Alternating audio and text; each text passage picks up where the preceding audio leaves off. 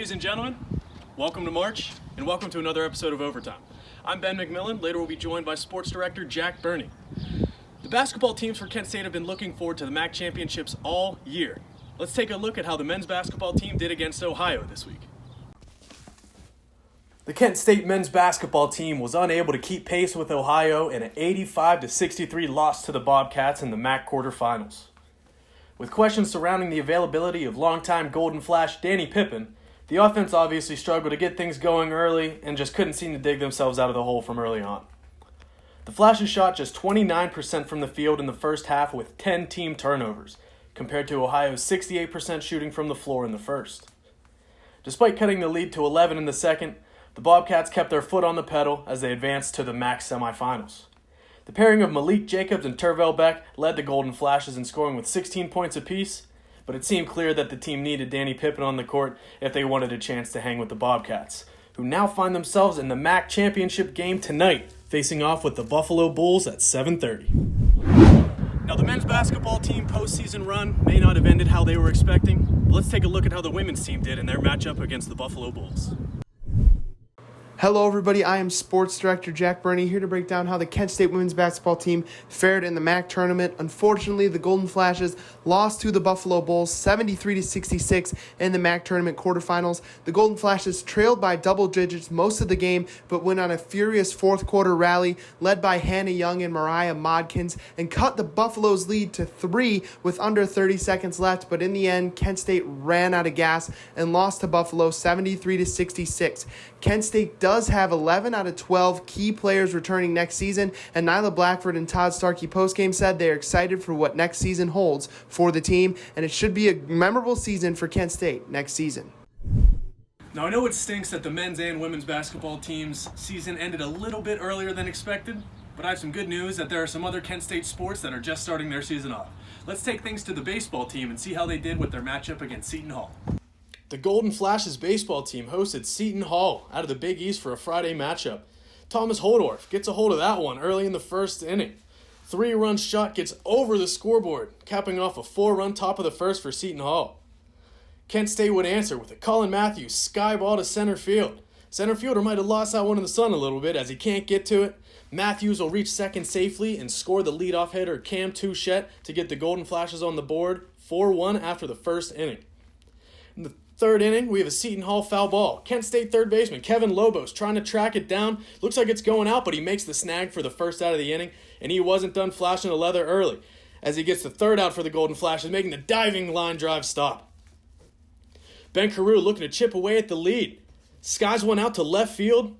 Back, gone for the 2-run shot. Kent State down 4-3 after 3 innings. Kevin Lobos wasn't done in the field today as he gets the ball, steps on third, beams it to first base for the unassisted double play. Take things to the 6th inning. Shortstop Tim Brook tattoos one to right field. Going. Gone. 2-run shot. Ties things up at 6 late. Kent State looking to keep the defense rolling with a 6-4-3 double play to get them out of the inning and set up the Justin Mickness slap to left field. Left fielder dives, can't get to it, and with the bases loaded, all 3 will score. McInnes will get to third safely and eventually score the 10th run as Kent State goes on to win this one 10-7 over Seton Hall. Taking a look around Kent State athletics, we have the field hockey team kicking off their season in an away series with the Longwood Lancers. After a back-and-forth start to the opening game, Longwood got on the board in the third quarter and carried the lead to a 1-0 win. The Golden Flashes would bounce back in great fashion in their Saturday rematch with an overtime goal from Sydney Washburn, putting the Flashes ahead 2-1 and securing the lead and win. The 1-1 Golden Flashes look to keep momentum rolling in their next weekend series with Bellarmine University.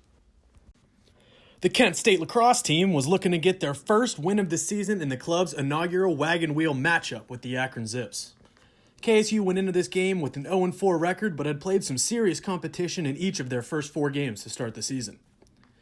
Akron got on the scoreboard first, but after a pair of goals from the power duo of Abby Jones and Madison Rapier, the Golden Flashes never looked back.